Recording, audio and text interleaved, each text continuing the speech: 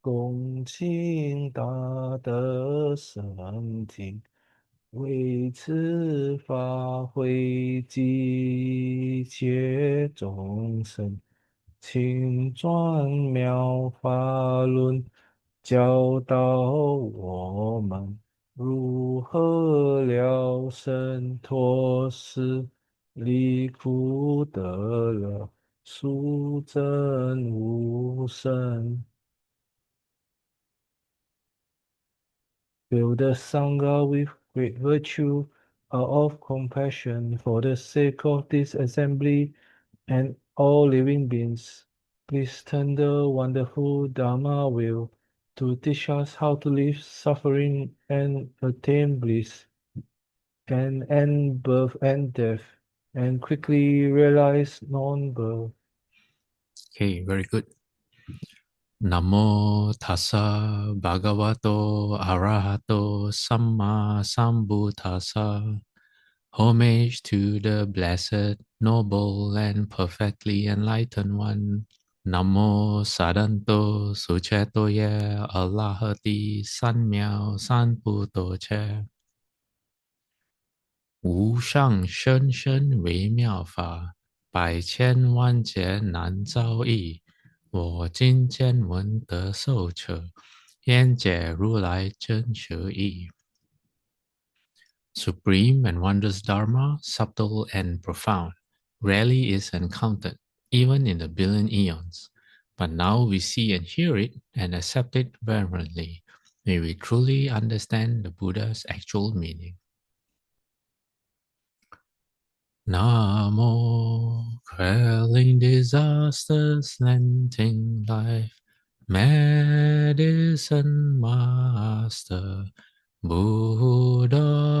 Namo, quelling disasters, lengthening life, Medicine Master Buddha. Namo, quelling disasters, lengthening life, Medicine Master Buddha. Namo, quelling disasters, lengthening life, Medicine Master Buddha. Namo, quelling disasters, lengthening life, Medicine Master Buddha. Namo, quelling disasters, lengthening life, Medicine Master Buddha. Namo, quelling disasters, lengthening life, Medicine Master Buddha. Medicine Master does come one. Medicine Master does come one. Medicine Master does come one. Medicine Master does come one. Buddhas, Bodhisattvas, Venerable Master, and all good knowing advisors, Amitabha, welcome back. This is Sutra Lecture 195 on the Medicine Master Buddha Sutra. We didn't have a lecture last week. I wanted to do a Q&A, but we had a retreat in Malacca on loving kindness, and the journey home took longer than expected. Yeah, by the time I estimated I would be back, actually on the journey itself, I was really tired. So sorry about that. Okay, so let's get to our slides for today. This is what we have been covering for the last few weeks from the sutra. And we have finished this paragraph. And today, this week, this, excuse me, this is where we are. Okay, so I'm going to put my palms together and recite. When a person is endangered by water, fire, knives, or poison, or finds himself on a steep cliff or in a dangerous place, or faces fierce elephants, lions, tigers, wolves, bears, poisonous snakes, scorpions, centipedes, millipedes, mosquitoes, gnats, or other frightful things. If he can single-mindedly recollect, worship, and make offerings to that Buddha, he or she will be liberated from all those frightful things. When other countries invade or when there are thieves or riots, if a person can recollect and worship that Tathagata, then he will be free of all this as well. Okay, which Tathagata? Well, Medicine Master Buddha.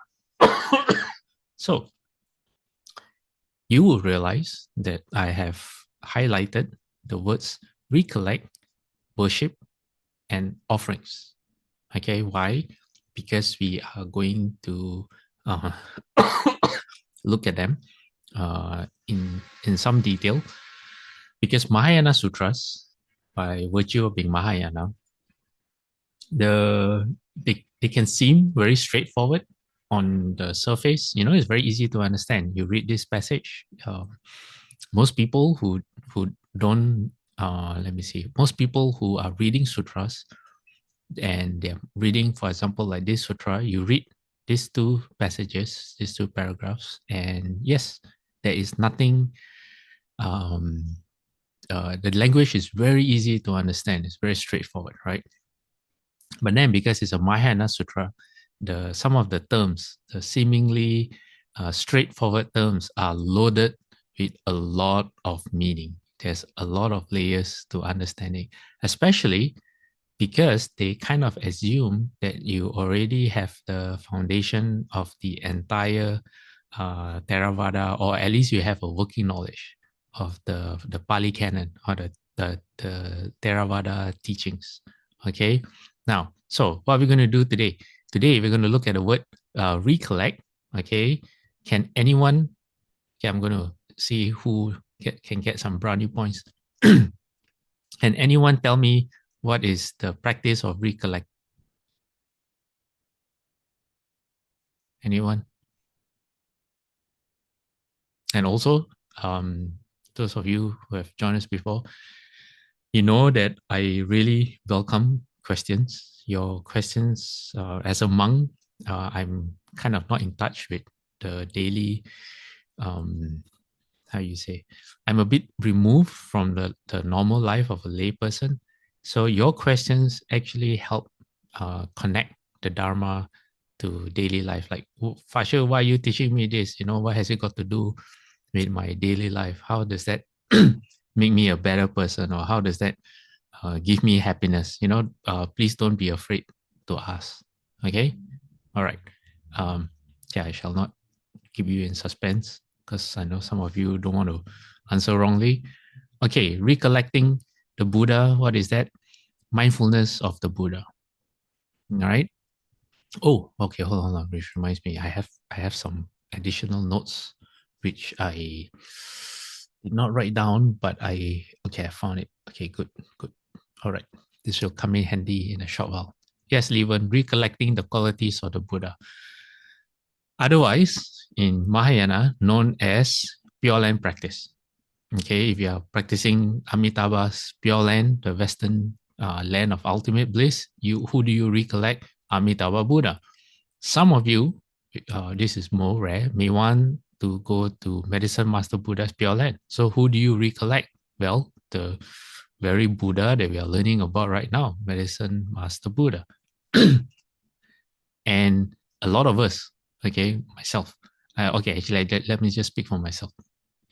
All this was a lot before I thought I understood what is Pure Land practice. Oh, you just recite the Buddha's name. You know, you just recite. And you have faith, vows, and practice, and that's how you get to the Pure Land.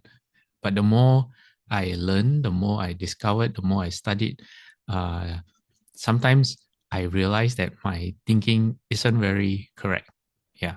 And because of that, what I'm doing right now is to share what I understand. So before we can have the practice of recollecting the Buddha, we have to understand what does the practice mean, right? I think that only makes sense. So there are two words that make up NianFo, which is recollection of the Buddha or mindfulness of the Buddha. So recollection, mindfulness of the Buddha, these are all interchangeable, and I'm probably missing out one or two more. So Nian is, in terms of Sanskrit, it is Smrti. The Pali is a lot easier to pronounce. Sati, very straightforward. Sati. And then when you combine that with the four, which is the Buddha, then in Sanskrit it becomes Buddha Nusmrit Nus. This is why I failed Sanskrit. Actually, I dropped out of Sanskrit a few times because I just found it too difficult. In Pali is Buddha Nusati. Okay, and there are later we'll have a look at what the terms mean. Okay, or not later, actually right now. Okay, so we first look at the word Nian, all right, or Sati, and then we look at the compound NianFo. All right, okay, what is Sati? It means mindfulness or memory. And then you see that fancy looking word polysemios. I looked it up. It means it has, you can use it in different ways because it might have different meanings. Okay. But commonly used in meditative context to refer to the ability to remain focused on a chosen object without forgetfulness or distraction. Right? Exactly, Pure Land practice. So in the Abhidharma, which is, what is Abhidharma? Abhidharma is the where you study in depth the workings of the human mind, the human consciousness, and why you want to do that. Although it's the false thinking mind, because you have to understand how to say, if you're walking that path and you're meditating well, sometimes you encounter certain things and you're not sure. So Abhidharma, which is a very detailed analysis, it gives you all the it can tell you whether you're on the right path or not. And then when you move to Yogacara, which is the Mahayana equivalent of Abhidharma, you find that in Abhidharma, there is the first to the six consciousnesses. So the eyes, ears, nose, tongue, body, and mind consciousnesses. Then Yogacara adds two more, which is the seven consciousness and the eight consciousness for the Alaya consciousness. Okay? All right. So in Abhidharma, mindfulness is one of five mental states. What mental states are these? Let me see. Aspiration or desire to act, determination or resolve, mindfulness or memory, okay, concentration and wisdom, or the ability of cognition. But usually cognition is not so popularly used to describe prajna, it is wisdom. So what are these? These reflect a wholesome state of mind. All right. So when you want to NianFo, when you want to recite the Buddha's name, you have to see if you have all of this. But it's very easy because as long as you have mindfulness, all the other four will be present. I can't think of a. Can anyone think of a suitable metaphor or analogy to what when there's one there's the other four always? Yeah, I'm not sure. Maybe yeah. If someone someone has a very good analogy or you want to try, please let me know. So when you have mindfulness, the other four will always be there. So if one is present, all are present, or you can choose another one, any of those five. Okay. So what does it do? This five. Okay, look at the second line. It aids the mind in ascertaining or determining its object. All right. So when you are practicing Pure Land, you have to ask yourself, what is your object that your mind is holding on to? All right. Is it just a sound that your mouth makes, or is there more to NianFo? All right. Okay. Now, mindfulness is very important because it applies to all meditative practices. Okay, whether you're sitting in chant, whether you're reciting a mantra, reciting the Buddha's name. Why? Because if you look at the screen, it says it brings clarity to the perceptual process. That means you you are concentrated and always know what's going on. So it leaves the mind in a purely receptive state that inhibits the unwholesome responses to sensory stimuli, such as greed, hatred, and delusion. In other words, when you're meditating and you have one of these 5 mental states, which means all the other 4 are present, anytime your eyes see something, but you're not supposed to anyway, because your eyes are just supposed to lock in a certain spot, right? But say you're doing walking meditation, all right, you NianFo and you're doing walking meditation, you're bound to see certain things, like you notice an insect on the ground, although you keep your eyes just 6 feet. Okay, so when you do walking meditation, normally, or monks and nuns in general, this is how they're supposed to walk. You keep your gaze downwards about 6 feet in front of you, 6 to 10 feet, depending on which is more practical. And you don't look around, you don't look up, you don't look left, you don't look right, unless you're crossing the road. You just keep your gaze there. So if you're meditating on a meditation path, it's very easy to do that. So eyes see forms, ears hear sounds, your nose will smell. So, and then your body, you will feel the wind or your clothes on you. So let me see, what do I have? Eyes, ears, nose, tongue. Okay, then your mouth. When you're meditating, hopefully you're not supposed to be eating or having something in your mouth. And then that leaves the mind itself, which is supposed to be focusing on your practice, your Dharma door. Now, whenever a random thought comes up, or any of the other 5 senses meet its sense objects, then what will happen is you get distracted. If you you have it gives rise to the potential of you getting distracted. If you start paying attention and start following it, if someone calls your name, so you're walking in meditation, or you're sitting in meditation, someone calls your name, and then you respond. It's like, oh, okay, you don't respond yet, but you're sitting there or you're walking, and then in your mind you go, why is someone calling me? What is going on? What is, that means you're being distracted. So mindfulness pulls you back. You can get distracted, that's normal. But mindfulness pulls you back to your meditation topic. So that's how it works. Okay. Now, mindfulness also contributes to control of the mind by eliminating distraction. Oh, there you go. I got ahead of myself. By eliminating distraction and helping the meditator gain mastery of his thought processes. Okay. Yeah. Sometimes I compile my the slides and then I forget. I compile. Okay. So Smriti or recollection, Nian, is also a catalyst of the related terms circumspection or introspection, and ultimately of wisdom. Now, I'm throwing a lot of terms at you. I'm giving you a fairly academic overview, but that's just because I want to share what's the official definition of mindfulness. So you take what you can from this and you leave what you think is not required.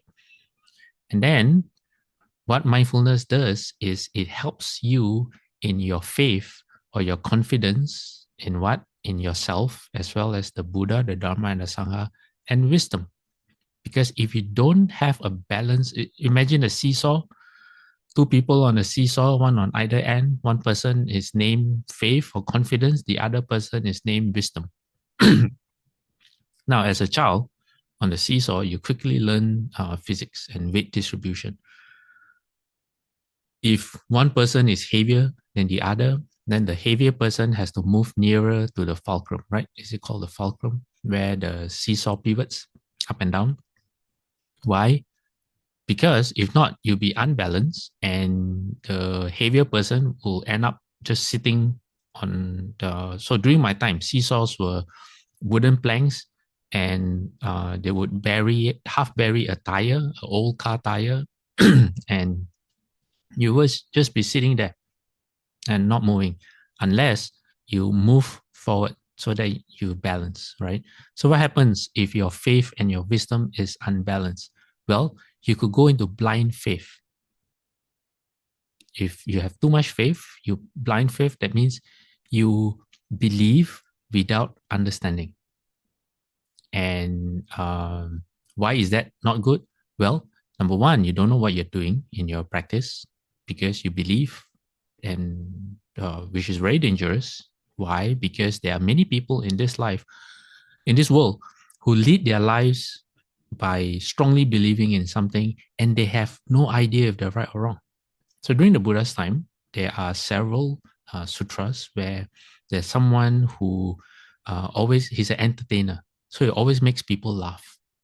And he told the Buddha, he says, I believe that by making people laugh, I will get to the heaven. And the Buddha said, well, actually, and he asked the Buddha 3 times. The Buddha refused to answer. But when you ask the Buddha 3 times, it shows that you're sincere. But the Buddha discouraged him. Buddha said, please don't ask me that question because you will not enjoy the answer.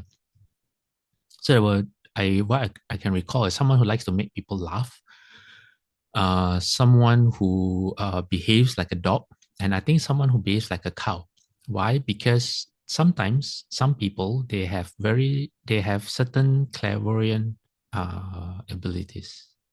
And I know for a fact that the person who emulated the cow and the behavior of the dog, what happened was someone with these powers, but very, very limited, they could see that when the dog or the cow passed away, the consciousness was reborn in heaven. They became a deva. So they thought, 1 + 1 must equals 2, right? But they don't really understand what is 1 and what is plus and what is 2. So they came up with a conclusion that, if I too behave like a dog or a cow, I will be reborn in heaven just like that dog and cow who died. So out came the practice, and other people followed because they had faith. They had blind faith. They had no way to prove, but they believed. So one of these people went to the Buddha and wanted the Buddha to confirm their belief, and the Buddha refused. And then finally the Buddha said, well, actually you will end up in the hells, or you end up as an animal. And then they cried. And then, but they didn't cry because of where they cried, I think because they said they have wasted their entire lives, or, practicing this kind of deviant, unbeneficial practices. Yeah, so that's blind faith, doing without understanding. I just believe. I believe it's like that. I believe. A lot of people always come to me and say, Fasha, I believe that if you do like this, then this will happen. But, sometimes their theories are very novel, not supported by any sutra, but they really believe that. Yeah. And if you have too much wisdom, without confidence, then you can lead to skepticism or argument because you think you understand something, but you have no experiential evidence to back it up. Then you argue because you think you know something, but actually the experience itself is very different. And then the second one that it balances is vigor and concentration. So too much vigor can make a person restlessness. That means you're not calm. And too much concentration can make someone indolent. That means I think you can, I'm not quite sure, you fall, you become like sleepy when you have too much concentration and you don't want to do other things, or you're slow because it's not balanced by right effort. So you just have concentration but not right effort.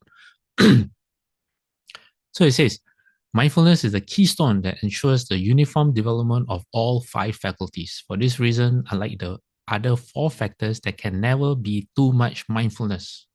Okay, so for those of you who want to recite the Buddha's name, provided you understand what is the meaning of NianFo, okay, which means it's not just reciting the Buddha's name, there's a lot that goes along with it.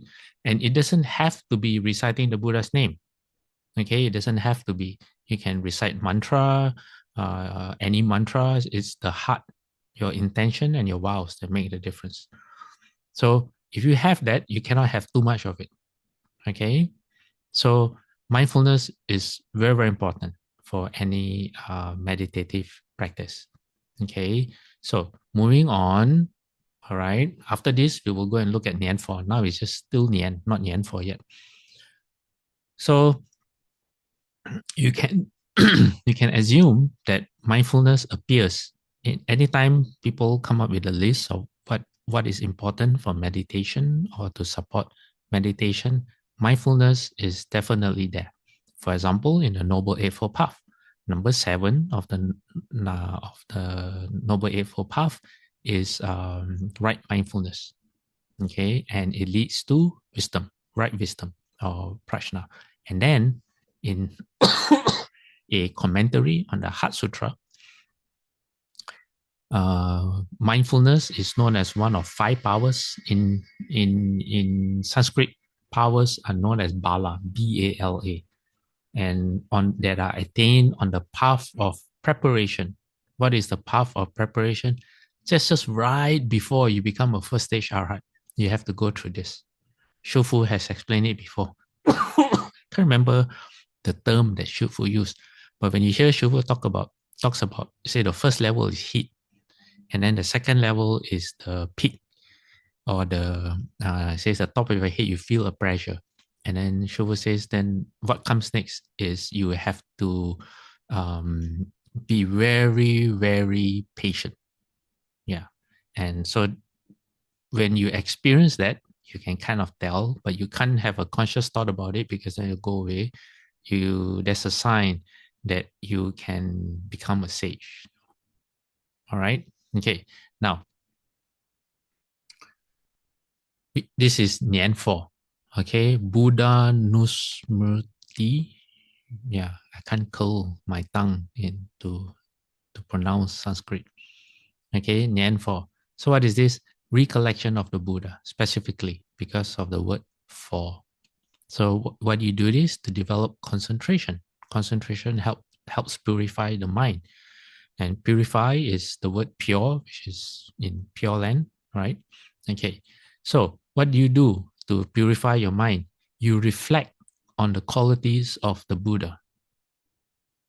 All right. This may come as a surprise for some people because for me, again, I should use myself as an example. I always thought NianFo was just reciting the Buddha's name.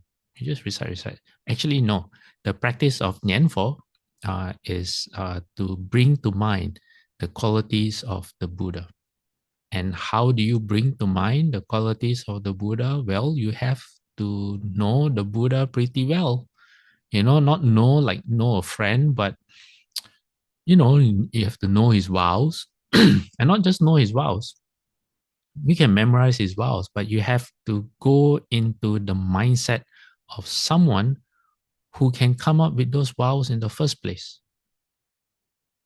Okay, for example, all right, when I was young, we moved around a lot, maybe about every year or every 2 years. And I remember growing up, and we would have this home magazines. I think literally one of the magazines name was Home, all about home furnishing, like how you decorate your home, how you all the furniture and all that. And I remember going through the pictures, and sometimes they have children's rooms. And some of the rooms are really, really nice. They have the beds are like a race car, and then they had bunk beds, the double-decker beds. A lot of very fancy, whimsical things that are very suitable for children. And I remember trying to choose the best, always wanting the best parts for my own room. Now, my own room in reality was a very simple room. You grew up in Malaysia. For those of you who know Singapore, Malaysia in the 70s and the 80s, rooms are very simple. You have a bed, you have curtains. What else you have? You have a drawer, a table, desk. I don't even remember using a desk. Anyway, simple room, nothing like anything in the magazine. But that didn't stop me from taking all the best elements of the pictures that I saw and fantasizing about my room being like that. Okay. And despite my room being a very straightforward room, I don't know why it never disappointed me uh, that my reality was so different from the pictures. Yeah, I just thought about that. Anyway, okay. Then later when I learned about Amitabha Buddha's Pure Land, and one of his vows was he went, or one, I'm not sure if it's vow, he went, his Pure Land is made up of all the best features of all the other Pure Lands. So he visited all the Buddhas, as many Buddha's Pure Lands as possible. He noticed all the best features. So he made sure when he built his Pure Land to incorporate all the best features. Okay. And that struck a chord in me. First, I realized, hey, for me, I was very selfish. I just wanted it for myself. But I could understand why. I could understand why Amitabha Buddha wanted to do that. But he wanted to do that for all of us, not for himself, for all of us. So when you understand the Buddha's vows, it's not just reading, reciting, or memorizing. It is to try to understand why would someone want to do that? What is the point of doing that? Or what does it take for yourself to make those kind of vows? Or if you were to make similar kind of vows in principle, how would your vows be different? Okay, you have to make the vows come alive. So that's what it means when you want to be mindful of the Buddha. You have to understand the Buddha in order to be mindful of the Buddha. Okay, now there are two practices. Now, one practice belongs because mindfulness of the Buddha comes from where? It comes from, it is found in the Pali Canon, in the small vehicle text, and it's also found in the Mahayana text. The only difference is that in the small vehicle text, they don't mention Amitabha Buddha. They don't mention Pure Land. They just use mindfulness of the Buddha as a practice to end birth and death. Okay, whereas the Mahayana approach to recollection of the Buddha is a bit more advanced, a bit more sophisticated. It talks about you don't have to end birth and death. You can bring your karma with you. You know, it's like that. That's why in the short excuse me, in the short Amitabha Sutra, which is a very rare sutra because it was spoken without being prompted. The Buddha realized people wouldn't know even to ask such a thing, so he took it upon himself to introduce the sutra to people. The Buddha said it is very hard to believe. This is something which is very, very hard to believe. Okay, now, so coming back to our text in front of us, it says, the meditator reflects on meritorious qualities of the Buddha, often through contemplating a series of his epithets. Now, this is common to both the small vehicle and the large vehicle, the Theravada and the Mahayana. Epithets means the qualities of the Buddha. What makes a Buddha a Buddha? Okay, and you should know what makes a Buddha a Buddha. Why? Because the Buddha is your teacher.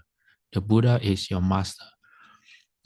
Some of us have Shufu as our master, yes, but the Buddha is also who you took refuge with, including Shufu, right? So you have to be familiar. Okay. Now says the oldest list of epithets, that means the original one of the Buddha used in such recollection, is found across all traditions. There you go.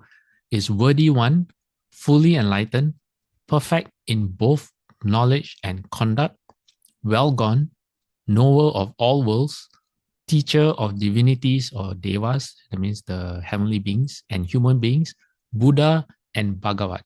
Okay, so in between all those commas are all individual traits. They're not just one trait. Okay, they're all individual traits.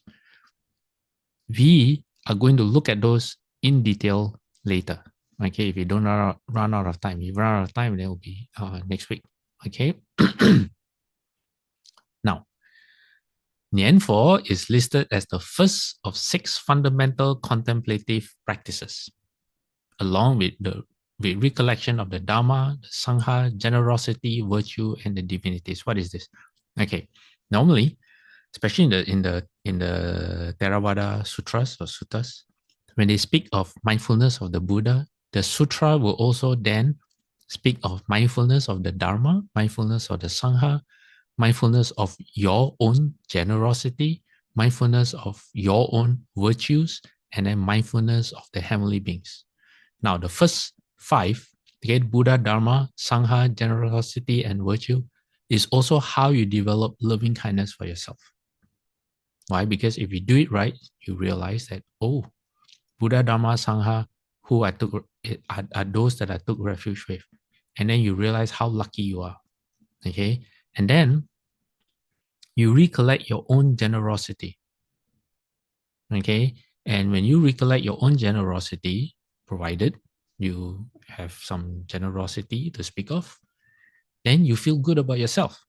All right. Then when you recollect your own virtues, for example, you have taken refuge, you have taken the 5 precepts, or if you haven't taken the 5 precepts, you want to take the 5 precepts, maybe one day, okay? All right, don't shortchange yourself. You should, okay? Now, when you do that well, what happens is you develop loving kindness for yourself, all right? And all these practices of recollection is to calm the mind down. And if you calm the mind down enough, what do you need? You need loving kindness to develop concentration. And loving kindness is actually a prerequisite, okay? It's a foundational building block to get into the first dhyana, which is the first state of pureness of the human consciousness. Okay, so that's why this is very, very important. Again, why? Because Pure Land. All right, in the Amitabha Sutra, it says you can single-mindedly recite the Buddha, recollect the Buddha for 1 to 7 days. Right? What is that? The first dhyana. First dhyana allows you to sit for 1 up to 7 days with one heart unconfused. That's the sutra text. So, NianFo is listed among the 40 meditative exercises discussed in the Visuddhi Magga, or the path of purification, and is said to be conducive to gaining excess concentration. What is excess concentration? It is just the state before dhyana. Okay, that means before you enter the first dhyana, the state is called what is excess concentration. Okay, you need this if you want to become a sage. If you want to become a first stage arhat, a stream enterer, this is what you need. Okay, you may not need the first dhyana, but you definitely need this level of excess concentration. All right. Okay. Now, so in East Asia, which is like China, Taiwan, Korea, Japan, NianFo became what? The reciting Amitabha Buddha's name. So Namo Amitabha. Okay. Now, the next slide, we are going to look at NianFo or in particular. Okay, we already know. Let me go back one slide. All right, we already know Buddha Nusmriti is NianFo. Okay, we are going to look at, it's the same coin, it's just a different, the other side of the coin, but it's actually the same thing. Okay, so I hope I'm not going to confuse you. So in Chinese, recollection, invocation, or chanting of the name of the Buddha. So in this, if you chant Amitabha Buddha's name, you just put the word Amitabha Buddha there. Then NianFo has a long, excuse me, let me drink some water.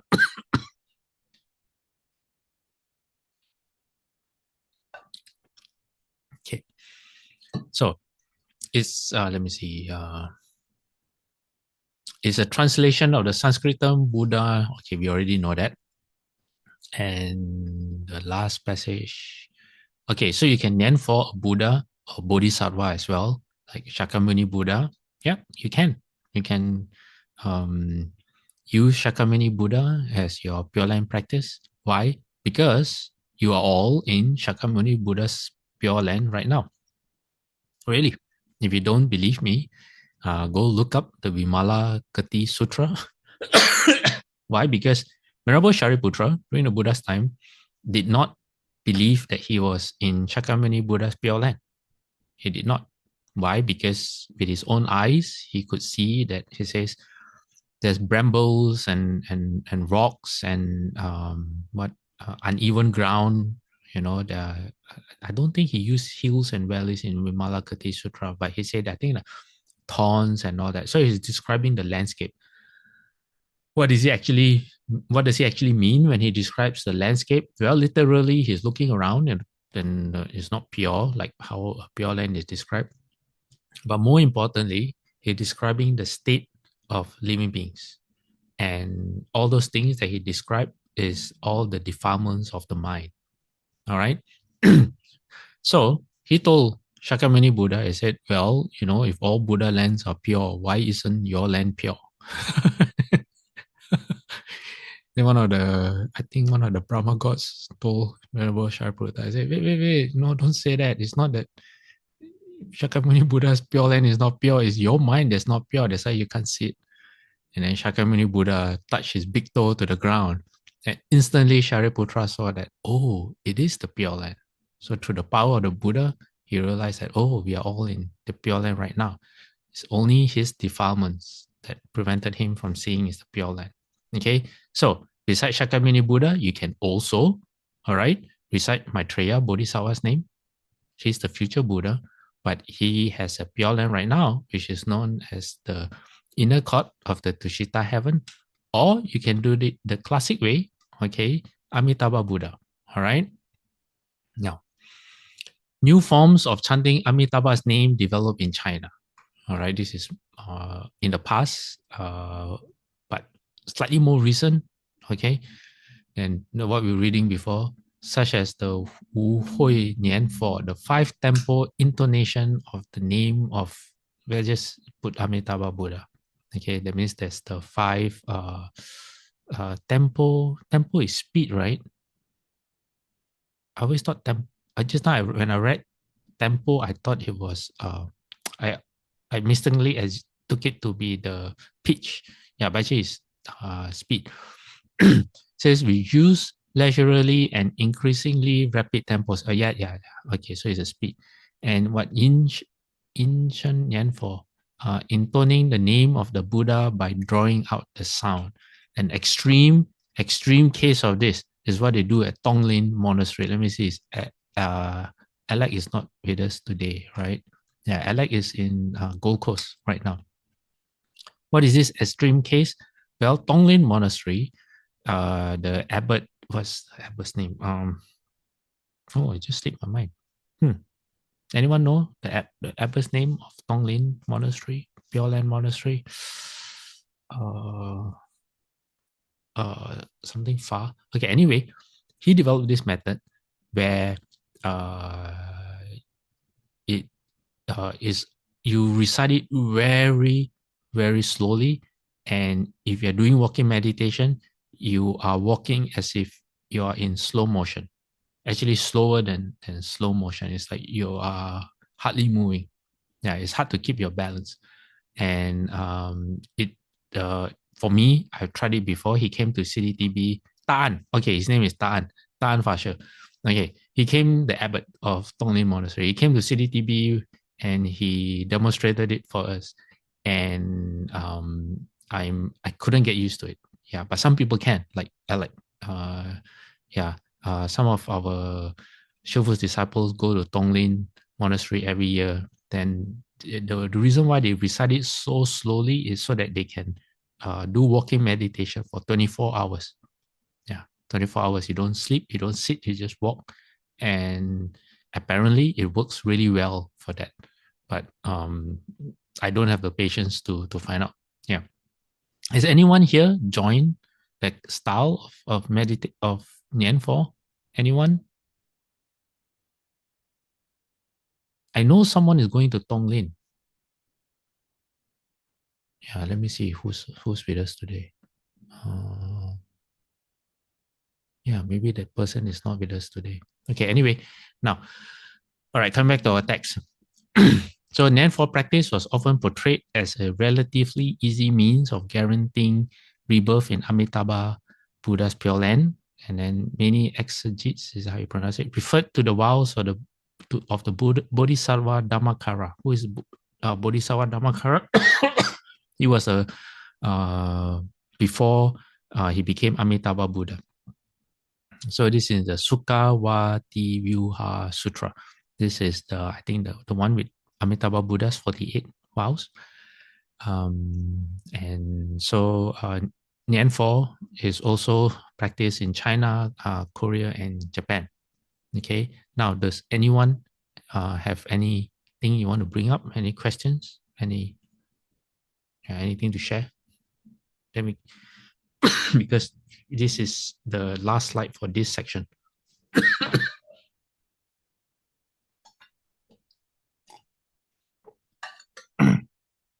No one? No questions today?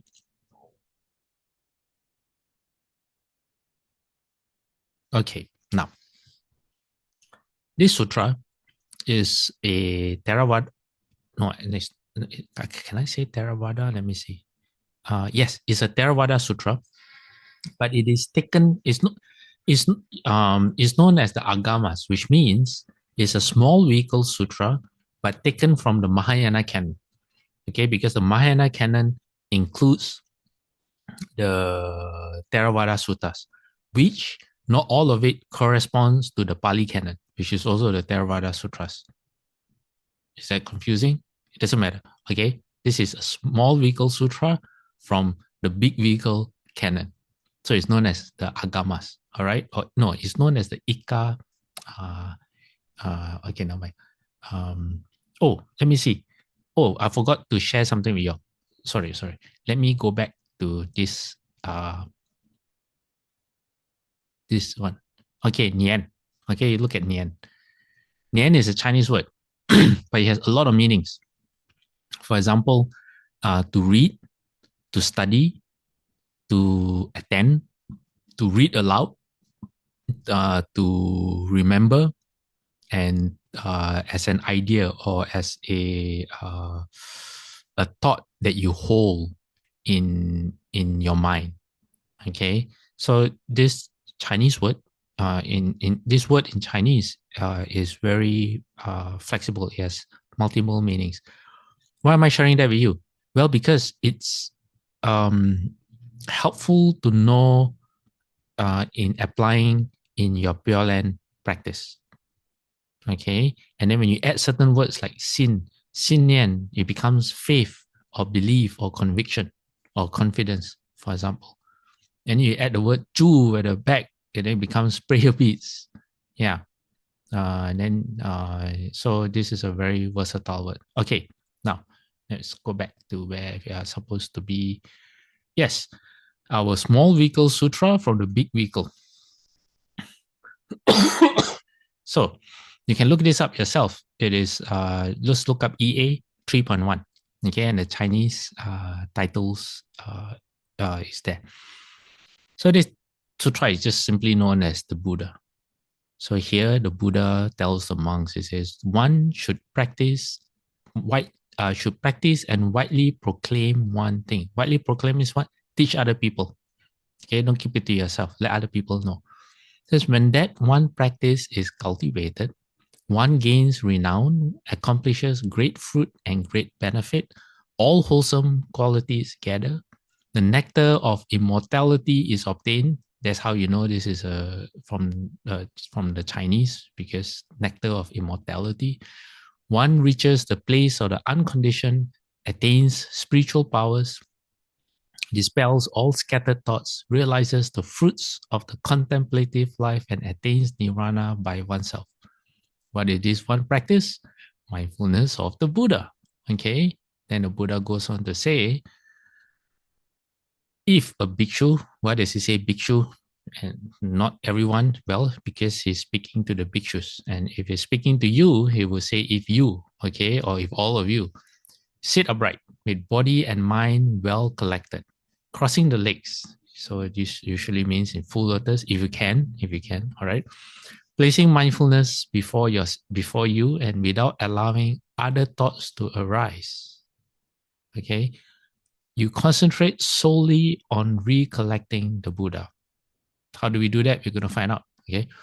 And then you can, in this case, contemplate the form of the Tathagata. In other words, you can literally contemplate what the Buddha looks like. So you can have your favorite Buddha image in front of you and you keep that in your mind.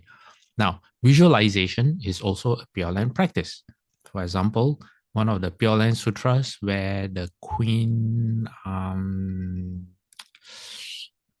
think her husband was King Bimbisara, and what happened was they had a son, a prince, which was totally useless, wanted to kill the father and also wanted to kill the mother, then imprison the father. And the mother was so distraught that she asked the Buddha, she said, is there a place, where I don't have to suffer such things, where my son is not useless and not friends with Devadatta and not trying to kill his father and wanted to kill me too, where there's only happiness. Guess what? The Buddha taught her how to visualize the Western Pure Land. The Buddha said, if you can do this, you'll be born in the Western Pure Land. Okay, so we have her to thank for one of the Pure Land Sutras. So coming back to visualization, now is the Buddha. It says, contemplating the form of the Tathagata, never letting it leave your vision, and while not letting it leave your vision, you recollect the virtues of the Buddha. Okay, now, one way of doing this is the 32 hallmarks of the Buddha. I just thought of this. I didn't think about it earlier. Because when you contemplate the form of the Buddha, what makes the form of the Buddha special from normal people? Well, the 32 hallmarks. And each hallmark is, okay, so there's 32 major and I think 80 or 88 minor physical characteristics of a Buddha. And, oh, fun fact, Venerable Ananda had 30 of the 32. So each of these virtues is due, each of these marks is due to a particular cultivation of a virtue. Offhand, I can't remember, but something like, the Buddha's long tongue is due to maybe not lying for eons, for many, many births, he did not lie. And that's how you get a long tongue, something like that. Okay, now, what do you contemplate in this sutra?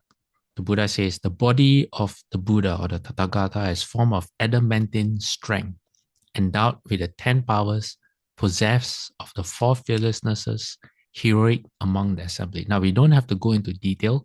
I just want to share with you that mindfulness of the Buddha is actually a very rich and deep practice. You don't have to know all of it to practice NianFo, okay? But by knowing this, sometimes you may get stuck in your practice, or sometimes you may want to try something new, or you may think, well, you want to know more. Okay, all right. What other appearances? Is supremely noble, unrivaled. Looking upon him, one never tires. His moral virtue is perfected, firm like adamantine substance, indestructible, pure and flawless like crystal. So you see, the Buddha, when he talks about the form of the Buddha, it actually means the qualities of the Buddha. All right. His samadhi never diminishes. He abides in unshaken quiescence without other thoughts. Pride, violence, agitation, and fear, the thoughts of desire, anger, delusion, the net of doubt, all are completely eliminated. Then, the wisdom body of the Tathagata is boundless without obstruction. Okay, how you want to contemplate that? Well, is not by form, that much I can tell you. Okay, the body of the Tathagata is accomplished in liberation. All destinies are exhausted. These are the 32 planes, 31 planes. Sorry, I always get confused. 31 planes of existence. That means in the entire of samsara where you can be reborn. Okay, the Buddha has left all those behind. There is no remaining portion of birth. He cannot say, I will again fall into birth and death, because it's not possible for the Buddha. The body of the Tathagata has crossed the fortress of use. He knows the faculties of others, who is to be guided or not, who will be reborn here or there.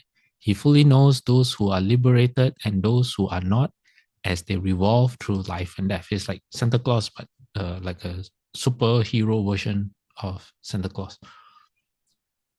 Now, this is called cultivating mindfulness of the Buddha. All right, this is from the Buddha himself. All right, in this sutra, the Buddha qualifies what is NianFo. Okay, he says, true, which one gains renown. Renown means when you end birth and death, or you become an accomplished practitioner. Accomplishes great fruit and benefit. All wholesome qualities gather, the nectar of immortality, etc., etc., etc. We already read this just now. It says, therefore, bhikshus, all of us, you should constantly contemplate and never be apart from mindfulness of the Buddha. Okay, always NianFo. And by doing so, you will obtain these wholesome merits. Okay, let me see. It's almost time. So instead of going on to the next section, what is the next section? Okay, next session is a deep dive into recollection of the Buddha through through the lens of the Visuddhimagga. Visuddhimagga is also known as a path to purification. It's kind of like a compendium, maybe even a summary. It collects all the important practices from the entire Pali Canon, and it lists them down and into what is known as, in a book called the Visuddhimagga. It can be very interesting for some people. At the same time, it can also be very boring. But it's an excellent resource when you want to go deep into a single practice. Okay, so now, instead of going into that, let me see. Okay, hold on. 32. Because many years ago, I had to do a slideshow, a presentation of the Buddha's 32 hallmarks. Okay. And now I can share it with all of you because the hard work has been done. Okay, hold on. All right. Okay, let me show it to you. All right.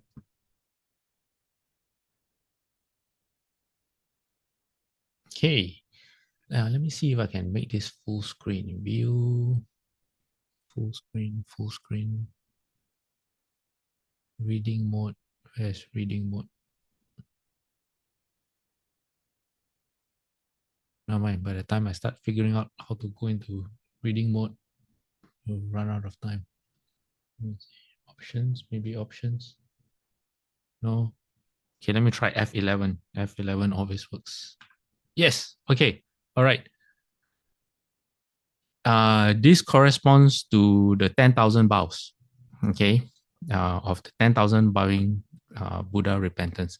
In this version, I don't have the. Oh, I might have. Hold on. I might have the reasons. Yeah. Okay, I have the reasons, but it's an Excel sheet. Hey, where is it? Where's my Excel sheet? Okay, all right. Now there are various sources that gives the practices that you need to perfect in order to get, for example, level and full feet. Okay. And so it's a bit confusing sometimes. Sometimes this place says this, the other place says that.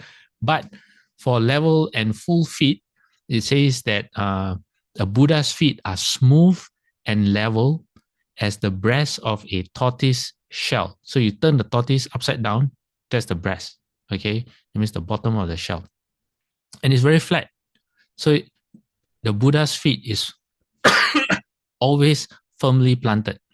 How do you know if so actually having flat feet, I don't think is for us, for normal people like us, it's not something good, right? How do you know? You wet your feet and then you can stand on some cement and then you see the outline of your foot. Yeah. And how do you get this? Well, one version says you, through respect, displayed by offering flowers or garlands on hearing the Dharma explained. So when you hear the Dharma explained, respectfully, you offer flowers, you repair temples, and you do other Dharma works. And then you also get the mark on the wheel of on the foot. Let me see. This one, 200 bows will get you this. Actually, not really. But 200 bows, this is what they praise of the Buddha. Okay. Now, if you have this wheel, okay, all of you look at your feet. If you have this wheel on your feet, what does it mean? It means that you will have a large retinue. Yeah. Okay. Another version says, okay, this level and full feet, it's, let me see, it is the Buddha or the Bodhisattva having been firm in his promise to live in accordance with the verbal and realized indications of the Dharma, and also his firmness in having safeguarded the three types of restraints. Okay, so the precepts and the vows. In other words, you never abandon the precepts and your vows. Okay, now let me see what are the reasons that okay, a state of mental stability. That means your mind is equanimous because of holding the precepts. Then, the vows are not your 5 precept vows. Okay, they are the monastic vows. Okay, then the other things you have to practice is restraint from mental wandering. So sorry, no false thoughts, dullness. So you got to pay attention all the time. And let me see. You need samadhi. You need concentration. You need to restrain from disturbing emotions and attitudes. No anger, no jealousy. All those things. Yeah. And then another source says that you remain solid in your resolve as you practice generosity. So how do you know which source is the right one? Well, to be safe, just if you want flat and even feet, just do all of them. Then you have no doubts. Okay, so this is thousand spoke wheel on the feet. Okay, and then long and slender fingers. All right, your fingers will be nice and long, but not in a freaky way, okay? Not in a scary way, like those ghost movies. No, not like that. This one, when you look at them, you say, "Wow, such nice fingers." How do you get this? Well, you rescue those who are bound to be killed. The practice of liberating life. That's one way. Okay, and then what else? You lengthen the life. Okay, so by liberating life, you lengthen the life of others. So what you get in return, you get nice long fingers, okay?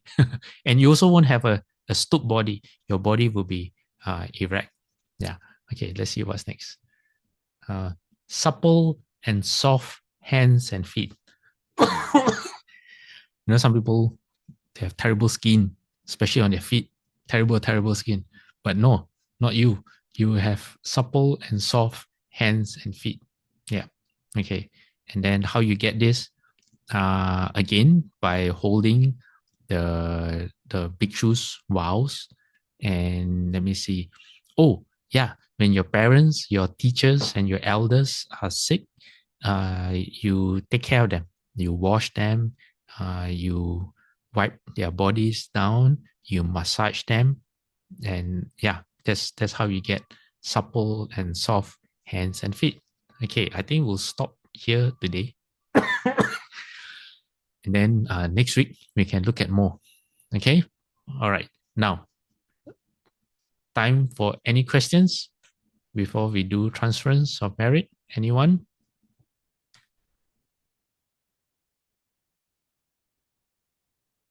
No? Anything to share?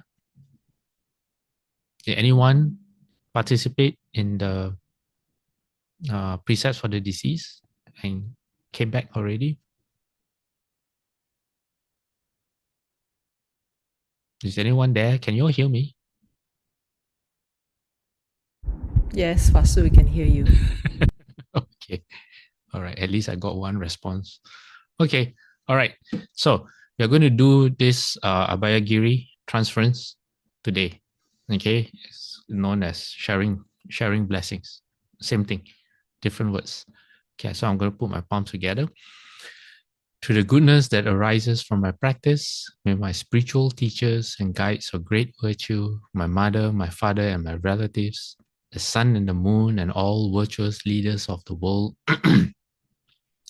may the highest gods and evil forces, celestial beings, guardian spirits of the earth, and the Lord of death, may those who are friendly, indifferent, or hostile, may all beings receive the blessings of my life.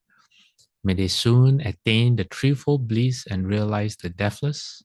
To the goodness that arises from my practice and through this act of sharing, may all desires and attachments quickly cease and all harmful states of mind. Until I realize Nibbana or Nirvana in every kind of birth, may I have an upright mind in mindfulness and wisdom, austerity and vigor. May the forces of delusion not take hold nor weaken my resolve. The Buddha is my excellent refuge. Unsurpassed is the protection of the Dharma. The solitary Buddha is my noble Lord. The Sangha is my supreme support. To the supreme power of all this, may darkness and delusion be dispelled. Okay, I'm coughing a lot less today thanks to Dr. Ho, who visited me yesterday, and he kindly gave me some medicine for my throat. So it's working. Okay. All right. Now let's do 3 bows to the Buddha. Okay. First bow. Second bow. Third bow. Half bow. Bowing respect to the Venerable Master. Second bow. Third bow. Half bow. Okay, everyone, Amitabha, and we'll see you all next week.